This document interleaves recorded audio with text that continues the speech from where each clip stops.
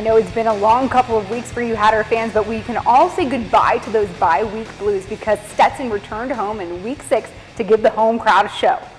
Hi there, I'm Despina Barton. I want to thank you so much for joining us for the third edition of the Roger Hughes Show. We got a good show in store for you today. First up, head coach is going to break down that Butler game for you.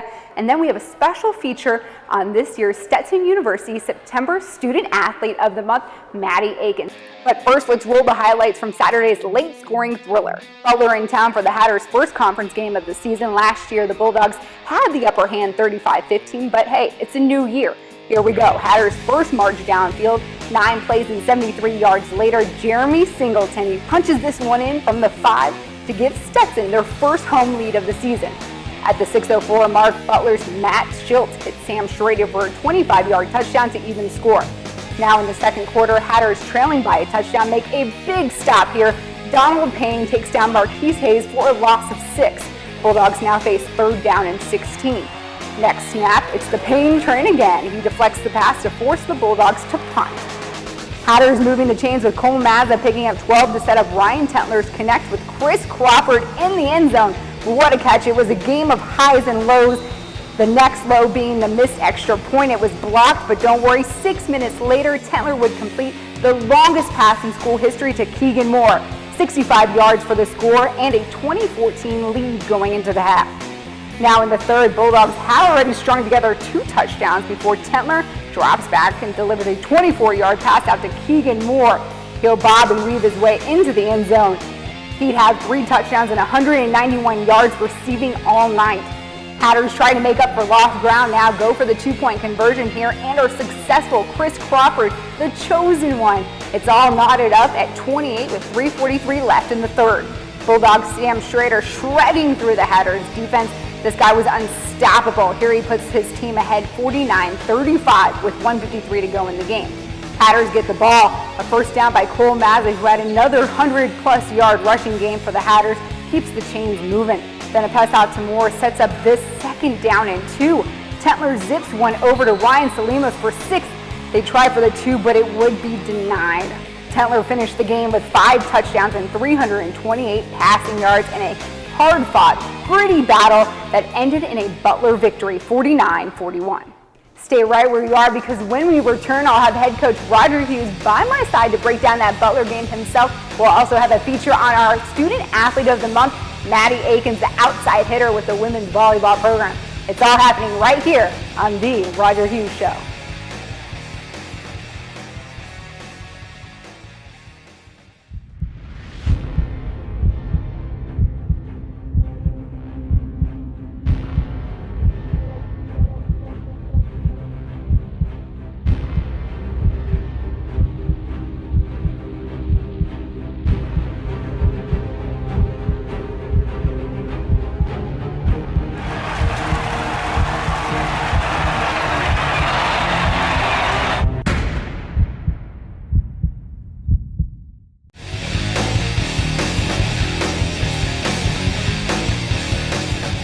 We're back here at the Roger Hughes Show. Roger Hughes has joined us here inside the Hatters Athletic Training Center. Coach, I know for me, my heart was going up and down like a roller coaster last night. Was that the same for you out in the field?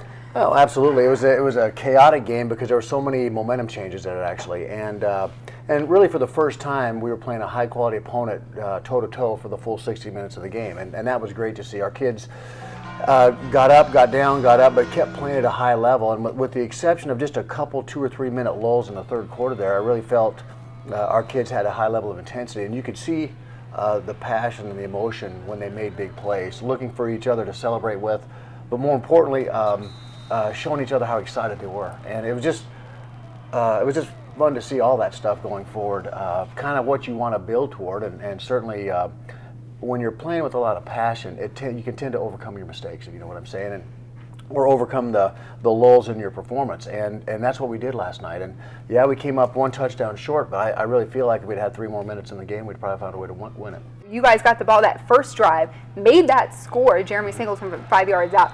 Did you know that was the first home lead y'all had all season? No. Yeah. No. At first. Well, we had dug our hole at home. Yes, I guess when you mention that, now that I think about it, we had dug ourselves holes early and significant holes. So 2 and 3 touchdown scores that we just couldn't battle back and come from. So it was great to see that execution. I know that we had worked very hard on our snap cadence, and we were able to draw them off sides, which aided the drive as we went through it. But really to see the execution that we'd had and to have things happen just exactly like we planned them was fun. Yeah, and like you said, you're coming off a bye, you had that time to kind of prepare and had healthy bodies out there. You were talking about the dulls in the second and the third quarter where the team there were defensive holes exposed. Mm-hmm. If you had another 3 minutes, like you said, you would have made up for it. Mm-hmm. But those were big holes. It was so hard to stop Sam Schrader. Mm-hmm. And what was happening out there exactly? Well, what happened was we knew they were going to run what they call a zone read play. And so we had our defense set up to check our blitzes to wherever the back was, because they had very strong tendencies to run a certain way away from the back. When they picked up on it, they started adjusting and shifting the back late, so therefore we had to shift our defenses. And what happened was we got caught in a shift where one of the linebackers didn't overlap and get to the gap, and because we're playing a pretty aggressive defense, we're playing a lot of man-to-man outside. What that does is once they crack the first and second level, there's really no secondary support to help. And unfortunately, it's sad because we really set out to stop their inside run game, and we really did, but with the exception of about 4 plays. Now, those 4 plays led to touchdowns, and we can't do that. They do count. But overall, the plan was sound. We didn't execute all the time, and again, that's where on defense, it's one of those things where one guy can break down, and there's a major problem because that leaves a major gap. And when you're playing good people like Butler, they're going to expose it. With that being said, on the offensive end, I almost thought it was an emergence of your passing game. You came into this game, Tentler's numbers, half that of Butler's quarterback, and to come out and win, at least in that statistical bracket. But that second quarter, 65-yard pass, it was Tentler to Keegan Moore for the longest touchdown pass in school history. Wow. The momentum was riding high for you, right? Well, absolutely, and it was fun to see Keegan. We'd already expected Keegan to have this ability. We'd always seen it, but Keegan comes from a family that needs the extra financial aid, so he's part of their OTC program here. And so that draws him away many times for some of his responsibilities that he does for the Army while he's at school here. So he's had a little, I don't want to call it a struggle, but it's just taken him a little bit longer to learn everything that we're doing. And we saw flashes of brilliance his whole career here, and it was just fun to see him get out there. He's now really starting to get comfortable with what we're doing, and I think Ryan's getting very comfortable throwing the ball to him. And the play that you're talking about was really one we drew up on the sidelines. We saw that the match that we were going to have was against their corner, and we felt that Keegan's speed was much better than the corner's was. And so we just drew it up, and we changed his pattern just to a go route. And I said, Ryan, just take a look, and if he's got him beaten, just let it go. And ended up working out. And I got to give Tim Keating, our receiver coach, saw that, and we drew it up, and it worked. It worked to the point where you went into half up 2014. What was that halftime feel in the locker room? What did you have to say to the guys at that point? Well, it was just a matter of finish. We knew they were going to make adjustments. They had done some things. Their defensive front were showing us stunts and twists and blitzes. They hadn't shown anything. And I think it's actually, I take that as a compliment because our run game had been going pretty well, had been getting better. And I think if we continue to run the ball as effectively as we did the last 2 games, that's going to help our defense stay off the field. And so even though our passing game really shone last night, I think one of the reasons it was is they were trying to get safeties involved to stop our run, which left them a little vulnerable in the secondary, and we were able to take advantage of it. Down at the end of the third, but you guys, talk about those last couple minutes on the board where you were down those 2 touchdowns still, and kind of how often did you practice that 2-minute drill, and kind of like what was coming into play in those last few minutes? Well, we do practice the 2-minute drill, but that's really at the time when you get that extra touchdown behind, where a lot of times our guys would kind of fade a little bit, and that's one of the great things that I saw last night was offensively, hey, we got to go down to score. And then we did score with about a minute left in the game and actually 40-some seconds, and had a chance to kick it onside, which actually bounced off the defender, and we had a chance to recover it. And I fully believe had we recovered it, we're probably going to score again, because I just think the matchups of our receivers on their secondary were good ones at that time. And so if the standard for excellence is anything less than winning, you're never going to be where you want to. So don't misunderstand when I say it's not okay to win. With that said, there's a lot of positive things I think we can build on coming from this game, and we'll need to continue to do it as we go through our 7 more games of the season. Talk about those positives that you'll take away from this. Well, first of all, we were more physical up front. On offense, we were able to, our receivers blocked very well down the field. They're getting more and more physical, which is going to open up longer runs. You know, once you break the first and second level, you got to be able to block the secondary, because most everyone is using their safeties to come down and be an extra man to stop the run. Well, our wide receiver did a great job of getting on those safeties, which opened up the opportunities for Cole to get another 100-yard rushing game. The second thing that I think we can build on is the intensity and the passion that we played with all night long, both sides of the ball. If you watch our film, there's more celebration after things. There's more excitement going on. And so our guys are starting to get not only confident, but they're starting, it matters. And it always matters, but they're expressing it in the right way. And so if we can feed off each other as we're making plays and having the passion to go for it, that's going to carry us a long way down the road. And frankly, it's the kind of culture we're trying to create here, where kids can have a lot of fun, be very passionate about what they do, but yet play a very, very physical game. Very exciting. I can tell on the sidelines, you know, everybody getting up for the highs and, you know, picking each other up when you had those moments and the, you know, so it was very exciting to see. Coach, when we come back, we're going to have a special feature on our student athlete of the month. She's the first ever here at Stetson University. It's Maddie Aikens. She's an outside hitter for the women's volleyball program. So stay tuned. It's all happening here on the Roger Hughes Show.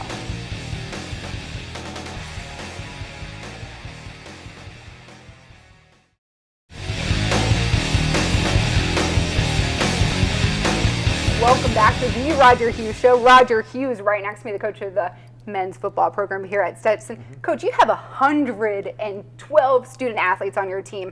Tell me, how difficult is it for these guys to juggle football, travel, and all of their schoolwork? Well, it is something that they don't have to do at a lot of other schools. And that's why when we're looking at the profile of the type of student athlete that fits here, certainly they have to take their academics very seriously. More importantly, they have to be very more self-starters. When you get into college, you know, you don't have mom and dad saying, get ready for this test or do these things, and so they kind of have to grow up very quickly, balancing the 20 hours a week that we demand of them in season from a sporting standpoint, and then all the other things. See, the unique thing about college is this. When you're in high school, generally you're in a classroom for about 30 hours a week, and you study probably 10 hours a week. In college, that gets flipped. And you're only really in class probably 15 hours, and they expect you to do all the other things outside from 30 to 40 hours for research, writing, looking things up, interaction with labs, those types of things. And so it takes a special person to be able to do both of those things, and as I said, the self-starter. We also screen them very strongly looking at their academic profile. You know, GPA, their standardized test scores. Probably GPA and class rank are the two factors that probably best predict how they're going to do in college. And so we try to get the right fit. Yeah, we need them to run fast, and we need them, big linemen, to block well, but we also need them to be able to take their academics seriously. Coach, I got one more student athlete you need to pay attention to, Maddie Aikens. She's the girls volleyball outside hitter. She helped lead her team to a 5-1 start this year, the best ever in school history. Take a look at this interview I had with her. Despina Barton here inside Edmonds Center, right beside our first ever Hatter Student Athlete of the Month. We have Madison Aikens. Congratulations. How does it feel to know that you are the first student athlete to be recognized like this? It was a great honor. I was just really excited to know that our student athletes are being recognized for their hard work in each prospective thing, the sport and academics. It's hard to accomplish both and be successful in both all the time. You can get down in one or the other, but it's good to know that we're being recognized. You're right. It's a big deal to be student first and athlete second here at Stetson. How do you even balance it all between weights and practice and then your homework? Talk about how you juggle everything here. I've mentioned before you have to plan on being busy. For me, I have tons of to-do lists, and marking them out is like the best thing ever. But just to-do lists and planning and not procrastinating is a huge deal. I think it's really great that we have coaches and teachers who help you. If you have to miss a class because you're on the road, they're really willing to work with you and let you email the paper in instead of dropping it off. I just think everyone is so helpful and wanting everyone to succeed, and that really benefits the student athletes. Now, obviously, you've seen success on both ends, averaging about a 3.71 GPA, and not only that, but helping your team to one of the best starts in school history, 5-1. How did that feed into the momentum now that you're getting ready for conference play? It was great to come out strong against opponents we haven't faced that we don't know as much about. We had a great preseason, and we pushed ourselves hard, and that carried over into the games. Preseason was big for us because we found out some weaknesses that we started working on for conference, and we knew our strengths, and we knew that we need to keep pushing there, and we couldn't get complacent in that. And so just coming out strong and being able to carry that momentum in is going to be good. What's been one of the biggest differences from last year's team to this year's team, and adding Coach Hernandez into that mix? I think one thing that's great about our team is we don't have one star player. You know, we have everyone who works and contributes to the team, and I mean, of course, volleyball is the best team sport because you can't hit unless you have a pass and a set before that. So I just think that everyone is putting forth points. We have all three. One of the biggest things Hernandez implemented in us is having all three hitters up at all times. And so with that, you're not going to just be feeding it to the right side or to a middle every single point because we're having all three up. It helps with our blocking. Or with the other opponents not blocking us, we tend to have one-on-ones a lot. And so I just think the fast offense and having all three hitters up is really beneficial to our team. Coach mentioned that she can lean on you to score in all three aspects: blocking at the net, obviously your power with your arm, but also at servicing. How do you think your game comes together and helps benefit Stetson right now? I think one thing it's good for a player to focus on, if I'm not having the best hitting game, I still need to contribute to the team in other ways. So if that means I can block before the ball comes back over and we have to go inside out, or if I can just start off on the serving line and being aggressive, getting them out of system, it helps. I mean, I think finding other ways to contribute is the biggest part, and I'm being successful. So. With the success, only a sophomore, but you were named co-captain this year. Tell me a little bit about the way you like to, put that role in action. Are you more of a vocal leader, or do you show, by example? Kind of talk about how you like to run this team as co-captain. I think both of us like to lead by example. Yes, when players are down, we're not afraid to step in and say, you got this, or give some technical feedback that can be beneficial. But I think for the most part, we have to hold ourselves accountable before holding the team accountable, so we can get that respect from the team. And so I just think for us, we have to play hard and push ourselves in practice, and then we can start pushing the team. So. Now, when we were talking before this interview, I found out that you're an elementary education major here at Stetson. Talk about how that was the fit for you and the path you wanted to follow here, along with your volleyball career. Okay. Well, granted, everyone in my family are teachers, so it's kind of in my blood. But I actually would like to teach in the high school level. They don't offer secondary education here, but they're really willing to work with you, and so I'm a minor in English as well, and that's what I want to teach in high school. And so I can just get a teacher certification to go and teach at high school, hopefully 11th and 12th grade, the older kids, and hopefully coach as well. Well, big plans right here for you, Maddie.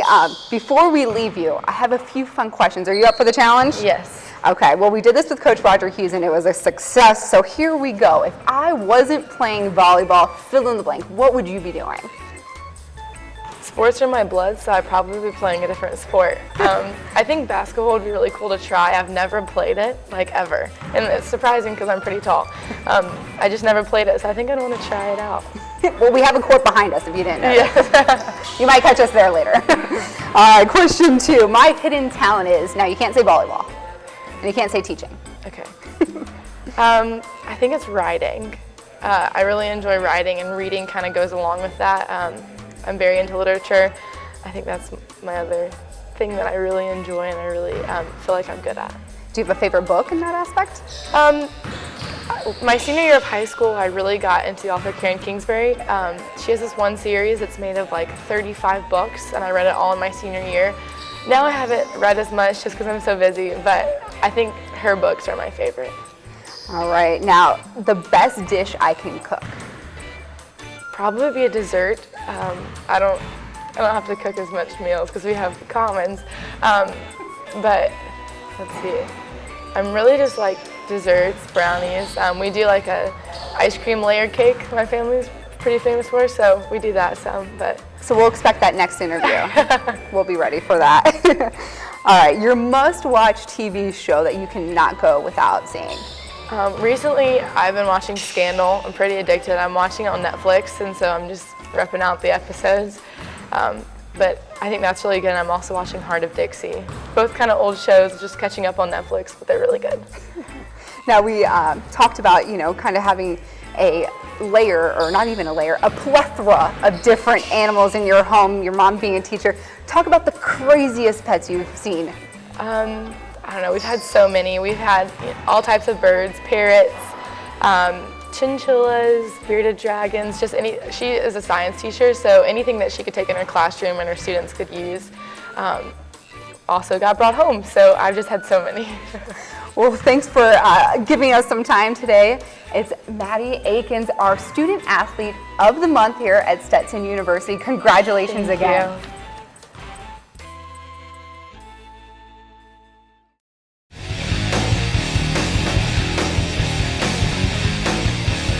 Thanks for sticking with us here at the Roger Hughes Show. Coach, it came down to a touchdown, 49-41 against Butler. You're getting ready to go on the road against San Diego. There were a few things working for you at home. The running game, the passing game. It seemed like everything was coming together for you.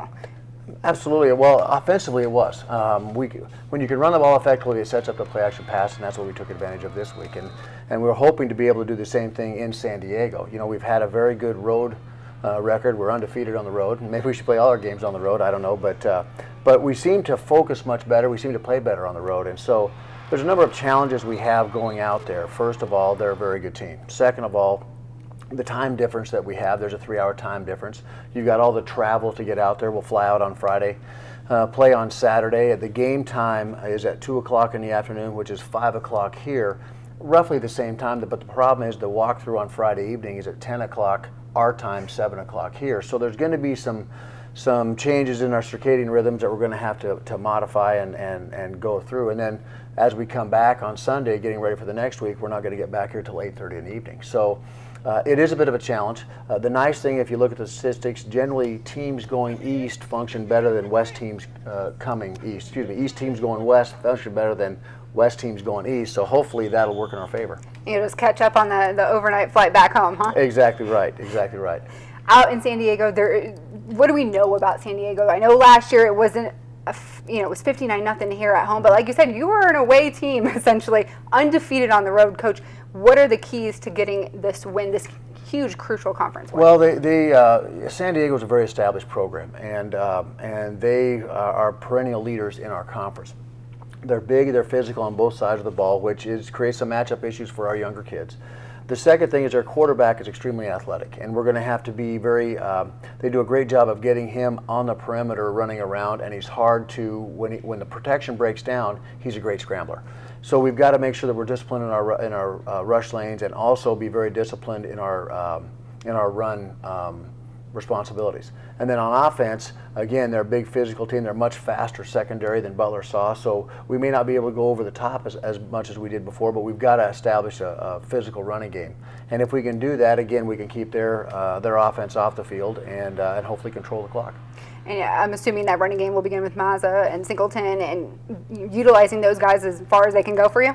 Absolutely. Well, Mazza had a great game, another 100-yard game last week. Jeremy will be there. And then the two unsung heroes are really Craig Carrington and Mike Yonker, our fullbacks. And both of those guys are outstanding runners and great pass catchers as well. And so hopefully with having two threats in the backfield at running back and a running quarterback threat as well, really they have to account for all three of those in the run game, and hopefully we'll take that to our advantage. Quite dangerous, especially with Tentler's performance coming off this week, 5 touchdowns and over 100 yards passing. Mm-hmm. Well, I hope that will keep their secondary out of the box, so to speak, so we can run a little more effectively. Ryan did a great job of taking advantage of what we call quarters coverage, and we had a couple pass concepts in that took advantage of that, and he was able to thread the needle and hit both Keegan, Chris Crawford as well for big touchdowns, and hopefully we can continue to do that. Now, despite the loss here at home at Butler, there's got to be a confidence boost coming out of this that you hung with them this entire way, right? Well, absolutely. No, there's no question. I think our kids felt very good about their effort, not as good about the performance. And what I mean by that, it wasn't a full 60 minutes, but it's a lot closer than we have been. Probably 57 to 56 minutes of really pretty good football. And so, again, against good teams, they tend to expose your weaknesses. So we'll learn from this, we'll make the adjustments, and go out to San Diego and see if we can apply them out there. With that being said, this week is shortened for you. So how do you expedite the whole process and get on a flight that's going to take you back 3 hours? Well, what we have to do is we have to plan ahead. For example, we've already looked at the travel roster Sunday evening, and we're trying to make sure that what people don't understand, we can only travel 56 on the road, which is much like the professional level. And so those guys that you've had on special teams a lot of times as luxuries aren't going to be able to make the trip unless they can contribute in all three facets: offense, defense, or special teams. So we've already looked at the roster and looked at who are potential candidates to go, and are setting up our special teams right away. We're already installing both our run game and our run defense, our 1st and 10 on defense, and our 1st and 10 normal down offense. And then as we progress through the week, we'll have to do things a little more accelerated, because our walkthrough that's normally here and the meetings we have normally here, we have to go out on the road. So believe it or not, we'll be loading a lot of film on our computers, not only for San Diego, but for Jacksonville. So when we come back on the plane on Sunday, it's not a wasted day. We'll have 5 hours on the flight. So we'll actually be doing all the things that we normally do in our offices on the plane as we come home. And then once we get back on Sunday, the kids are going to be off. We'll come back on Monday and do a modified Monday practice to let them recover. We'll practice a little bit later to get going on that. A crazy week, Coach. I know you got to go. The team's traveling out to San Diego for Week 7. Game time, 5 o'clock here locally, 2 o'clock in California. Come out and see the game. If you want more information, you can go to gohatters.com. Again, the team's out at San Diego for Week 7. For Coach Roger Hughes, I'm Despina Barton, and this is The Roger Hughes Show.